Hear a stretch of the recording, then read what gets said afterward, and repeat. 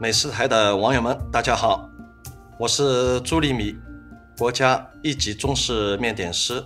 今天呢，我来跟大家分享一款容易上手的面点——海派热狗卷。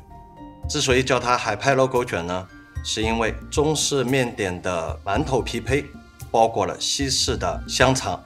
接下来我就来跟大家分享怎么制作这款点心。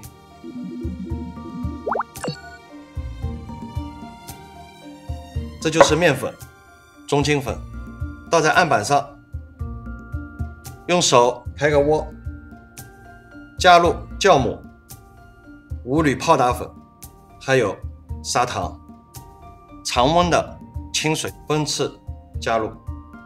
先少量的加入一下啊，把糖和酵母均匀的融化一下。接下来加第二次，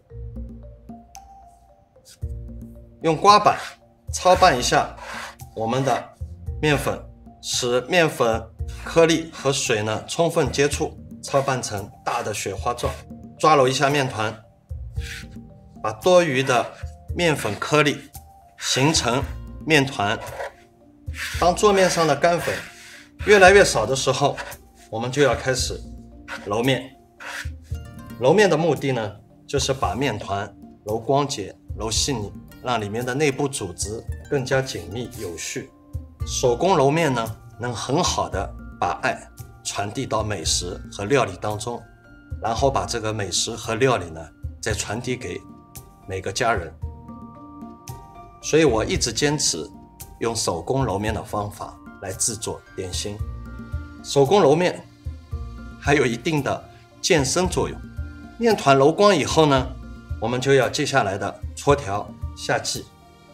一个手先把面团来回的推拉，然后呢，我们就要来下剂，均匀的下10个剂子。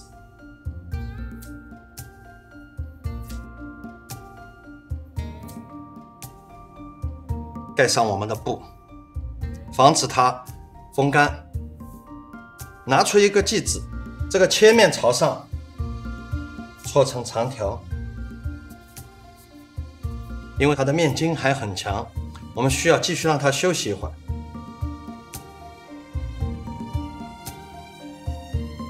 5分钟以后，我们再来操作下一步，就是要包上热狗。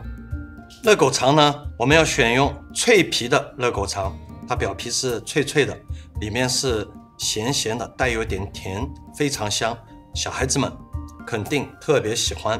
我们把这个醒好的面条继续搓长，让它变得粗细均匀的长度，可以用一根香肠来丈量一下，4根左右的长度。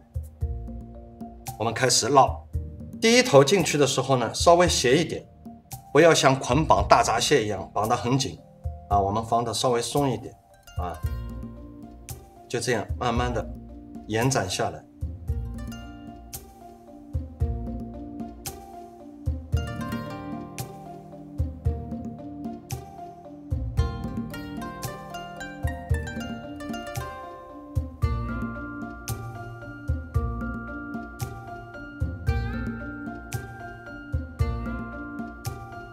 接下来我们就放在笼屉里面让它醒发。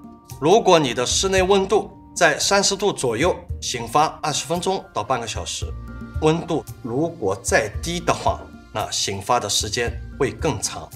醒好的热狗卷它有几个特点：表面呢比原来的洁白，体积呢微微的膨胀，有一股浓郁的酒香味。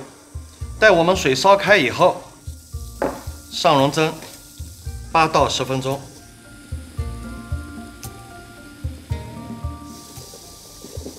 你看，白白胖胖的热狗卷已经成熟了。